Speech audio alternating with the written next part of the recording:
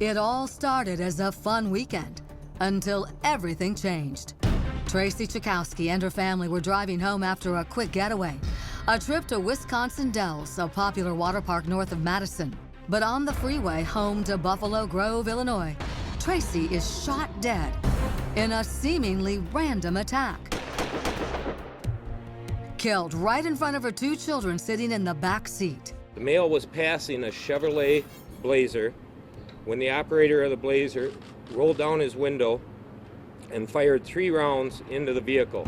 One of those deadly bullets hitting Tracy in the neck. Subject does have a pulse, very weak, was shot in the throat, unresponsive. That's the police audio from the scene as paramedics desperately try to save Tracy. She was rushed to the hospital in Madison, where she died. An eyewitness who doesn't want to be identified says she saw the shooting, telling our Milwaukee affiliate WITI the suspect even aimed the gun at her. We're watching him aim the gun out the window, and then several times he turned, looked right at us, and aimed the gun at us. The woman says she called 911, and deputies chased the suspect down the interstate. Our deputies deployed spike strips to deflate the tires of the Blazer and bring that vehicle to a safe stop. But probably no one expected what happened next. The suspect gets out of the car. The driver exited the vehicle walking towards the deputies with a firearm in hand. Cops shoot the suspect. This cell phone video shows the scene moments after. Somebody just got shot in the middle of the interstate. The driver then turns his cell phone, and you can see the wounded suspect in the middle of the road. Shots fired, shots fired. Wow.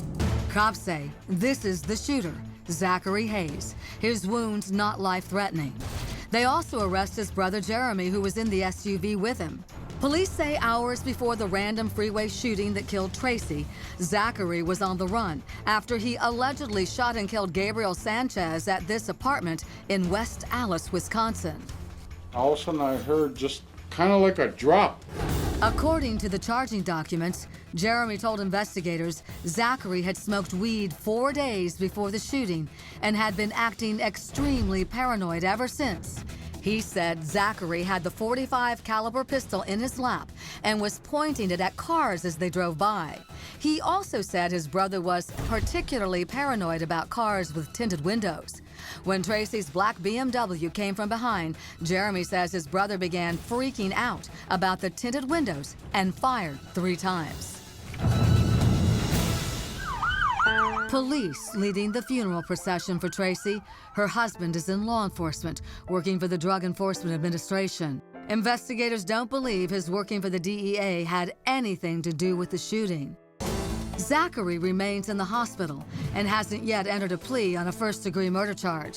His brother Jeremy expected to enter a plea next week on a charge of being a felon in possession of a firearm. But no money in the world can bring back this devoted wife and mother, tragically taken in what police say is a random act of violence.